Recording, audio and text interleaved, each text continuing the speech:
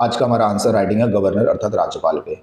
इसका प्रश्न देखिए, भारत में किसी राज्य का राज्यपाल दो ताज धारण करता है, टिप्पणी करें। दो ताज धारण करने का अर्थ क्या है? तो फ्रेमिंग पहले खुद को समझना है हमें। इसका फ्रेमिंग देखते हैं। सबसे पहले अर्थ समझना है आपको।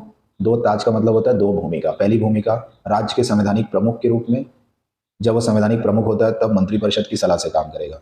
सेकेंड भूमिका केंद्र के प्रतिनिधि के रूप में, तब वह स्वविवेक से काम करेगा। उसके बाद आपको बता देना है बॉडी में, आंसर की बॉडी में स्वविवेक की शक्तियां, विवाद के मुद्दे, सुप्रीम कोर्ट के निर्णय, ये तीन पार्ट आंसर की बॉडी में आएंगे और लास्ट में आपको कंक्लूजन दे देना है। आइए देखते हैं आंसर स्टार्ट कर कैसे करेंगे। सबसे पहले इंट्रो में कर देना है आपको, भारत में राज्यपाल से दो प्रकार की भूमिकाएं निभाने की अपेक्षा की जाती है जिसके कारण व्यवहार में उसका पद विवादित हो जाता है। आपने इंट्रो दे दिया, अब स्टार्ट करेंगे बॉडी में। बॉडी में सबसे पहले हम स्टार्ट करेंगे स्वविवेक की शक्ति होती क्या है। तो आप बता देंगे कि अनुच्छेद 163(1) के अनुसार राज्यपाल को स्वविवेक की शक्ति प्राप्त है तथा 163(2) के अनुसार इसका निर्धारण राज्यपाल स्वयं करेगा। स्वविवेक की शक्ति उसे प्राप्त है और निर्धारण भी वह स्वयं करेगा। फिर कुछ शक्तियों को आप लिस्ट कर दीजिए। पहला, आर्टिकल 200 के तहत राज्य विधानमंडल द्वारा पारित कोई भी विधेयक राष्ट्रपति के पुनर्विचार हेतु आरक्षित कर सकता है। अर्थात राज्य ने कोई कानून पारित किया, उसे वो जेब में रख लेगा कि मैं राष्ट्रपति को दिखा के आपको बताऊंगा। आर्टिकल 365 के तहत वह राष्ट्रपति शासन संबंधी शक्तियां उसे प्राप्त है और उसे क्षमादान की शक्ति भी प्राप्त है। तो शक्तियों में आप तीन बता दीजिए। फिर नेक्स्ट, उसके विवाद संबंधी मुद्दे देख लेते हैं क्या है। राज्यपाल से संबंधित विवाद क्या है? स्वार्थवश विधानमंडल द्वारा पारित विधेयक को राष्ट्रपति के पुनर्विचार हेतु आरक्षित करना, मतलब केंद्र का अगर कोई स्वार्थ है तो वह उसके बोलने पे राज्यपाल उस विधेयक को अपने पास रख लेगा। राष्ट्रपति शासन लगाने की सिफारिश करना, सीएम की नियुक्ति में पक्षपात करना, मुख्यमंत्री किसे चुनना है इसमें वो पक्षपात कर सकता है।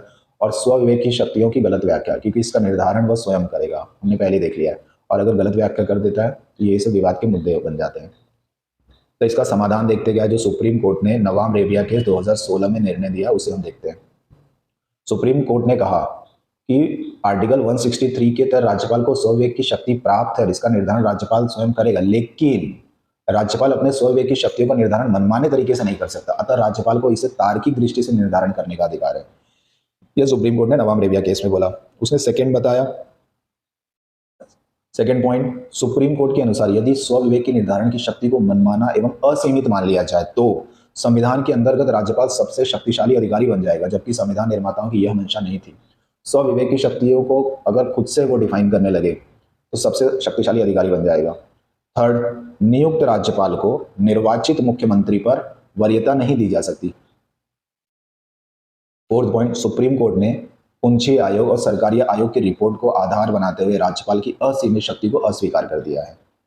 यह था सुप्रीम कोर्ट का निर्णय। अब हमें कंक्लूजन में क्या लिखना है ताकि समाधान कंप्लीट हो सके हमारा और आंसर भी कंप्लीट हो। फर्स्ट पॉइंट, राज्यपाल की नियुक्ति तथा पदमुक्ति की प्रक्रिया में सुधार करना, मतलब गवर्नमेंट जब चाहे, केंद्र जब चाहे राज्यपाल को नियुक्त कर देता है, जब चाहे उसे पदमुक्त कर देता है, पर उसकी नियुक्त और पदमुक्ति प्रक्रिया में एक सुधार किया जाना चाहिए। ये आप लक्ष्मीकांत में पढ़ सकते हैं क्या तरीका होता है। सेकंड, सक्रिय राजनीति में लंबे समय तक शामिल व्यक्ति को राज्यपाल नियुक्त करने में सामान्यतः बचना चाहिए। अगर वह सक्रिय राजनीति में है और उसे अचानक हटा के आप राज्यपाल बना देते, उसकी मंशा हमेशा राजनीतिज्ञों की रहेगी, तो उसे थोड़ा सा समय 2 साल या 3 साल का गैप करके उसे राज्यपाल बनाना चाहिए। थर्ड पॉइंट, समान परिस्थितियों में विभिन्न राज्यपाल अलग अलग निर्णय ना ले, इसके लिए दिशा निर्देश होने चाहिए।